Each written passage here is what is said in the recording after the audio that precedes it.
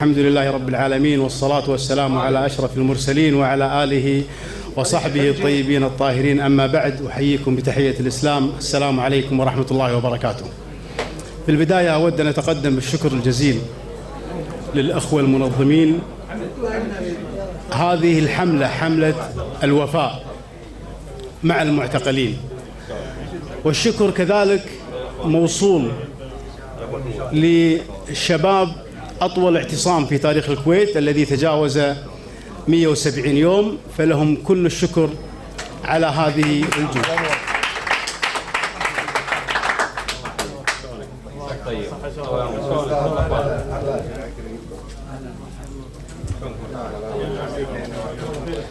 إذا كان هناك سؤال يجب أن يطرح: لماذا في هذه الحقبة تحديداً ازداد عدد سجناء الراي؟ ليش في عهد الشيخ صباح الأحمد الجابر الصباح زاد عدد سجناء الراي؟ ما كنا نسمع بهالكلام. في عهد الشيخ جابر وفي عهد الشيخ عبد الله السالم وبعد صباح السالم ما كان عندنا سجناء راي. هذا سؤال نطرحه ونتمنى نلقى إجابة له. والسؤال الآخر: ليش معظم مشاكلنا السياسية مرتبطة في الأمير؟ هذا سؤال يحتاج إلى إجابة. معظم مشاكلنا في الكويت السياسية في الفترة الأخيرة مرتبطة بالأمير. أول أمر انشقاق الشارع الكويتي ما بين مشارك ومقاطع بعد مرسوم أميري. ثاني أمر قضايا المعتقلين، قضايا الذات الأميرية. يعني أنا أستغرب أن الدستور يضع، ما بقول تأليه ولكن تقديس، واستخدم في غير موضعه. قضية أنك أنت الآن تحاول أن تفسر كلام المغردين، كانوا ينوون كذا وينوون كذا عشان تسجن الناس. هذه يا سمو الأمير راح تسجل بتاريخك. هذه يا سمو الأمير راح تسجل بتاريخك. الأمير راح يموت وحنا راح نموت، لكن يبقى شيء واحد: الكل راح يموت. عبد الله السالم ميت له أكثر من 40 سنة، لكن إلى هذه اللحظة الناس تذكره بالخير. إذا هذه اللحظة الناس تذكره بالخير. لذلك نطرح أسئلة مجردة تحتاج إلى إجابة.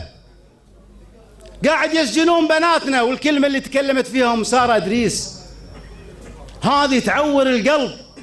أول سجينة كويتية لأنهم فسروا نواياها وفسروا كلامها. يا سمو الأمير، الرسول صلى الله عليه وسلم أشرف منك وأرفع منك. الرسول صلى الله عليه وسلم جاءته الغامدية، جاءت امرأة غامدية للرسول صلى الله عليه وسلم وقد زنت، وما طبق الرسول صلى الله عليه وسلم عليها الحد وهي زانية، مع فارق الشبه بين تهمة سارة وتهمة الغامدية. وسأل الصحابة الرسول صلى الله عليه وسلم: لماذا لم تطبق الحد على الغامدية؟ قال: حتى تضع ولدها. وجاء بعد فترة قالت: يا رسول الله طبق الحد، فقال: حتى تفطم ابنها. فكان متساهل، وهذا في حد من حدود الله، ولكنه مع امرأة. يا سمو الأمير، نعم ننزعج لأن سارة تحديدا امرأة. يا سمو الأمير، نعم ننزعج لأن فريحة الأحمد الجابر أختك تهجمت على الشعب الكويتي وضربت شريحة كبيرة من أبناء المجتمع الكويتي. يا سمو الأمير، فريحة الأحمد رفع عليها قضية، وهذه امرأة وتلك امرأة، وتم حفظ قضية فريحة الأحمد في النيابة. وأنا أقول للسلطة القضائية: ترى الدستور يقول فيه السلطات 3، السلطة التنفيذية والتشريعية والقضائية. يعني أنتم يا السلطة القضائية سلطة مستقلة لا تتبعون أحد. لذلك حنا عندنا حرقة ونتكلم بألم على اللي قاعد يصير مع جميع المعتقلين، لكن اللي يعور القلب سارة، لأنها امرأة وعلى كلمة تسجن 1 و8 شهور.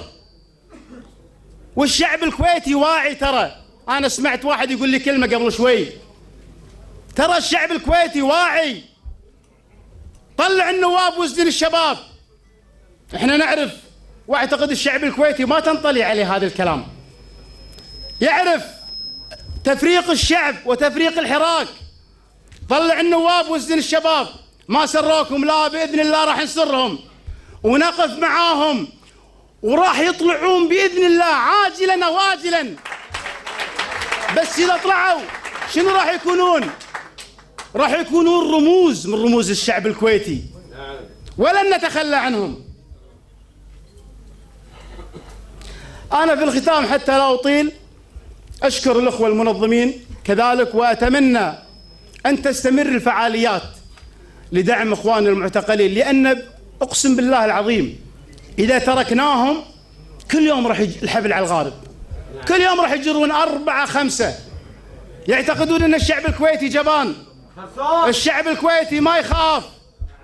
الشعب الكويتي إذا سكت لمرحلة معينة طيبا منه حتى تصلحون أخطاءكم. حنا اليوم في خلل، معتقلين، انتخابات ما حد راح يشارك فيها، منو السبب؟ لذلك حنا مقاطعين ومستمرين في حراكنا الشعبي، واللي دخلنا في هذه الشرباكة القضائية هو اللي فكنا. مثل ما قالها مسلم البراك، اللي عقد رؤوس الحبال يحلها. والسلام عليكم ورحمة الله وبركاته.